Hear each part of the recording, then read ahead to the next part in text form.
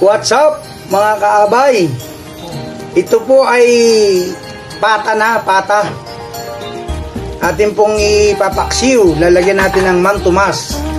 Ito po ay sobrang sarap dahil ito ay patang unahan o patang hulihan pa to. Parehas lang. Mayroon po siyang sibuyas na puti. Yan po ay pampagana yung sibuyas na puti. Ayan po mga kaabay. Lalagyan na po ng Mang Tomas. Ayan na po, nilalagyan na. Ayan na po. What's up?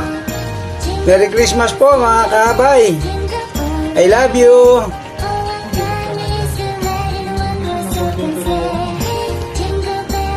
Lalagyan nyo po ng Mang Tomas para lalo siyang sumarap. Hayaan nyong magbigay ng lasa yung Mang Tomas at magkakaroon siya ng sabaw.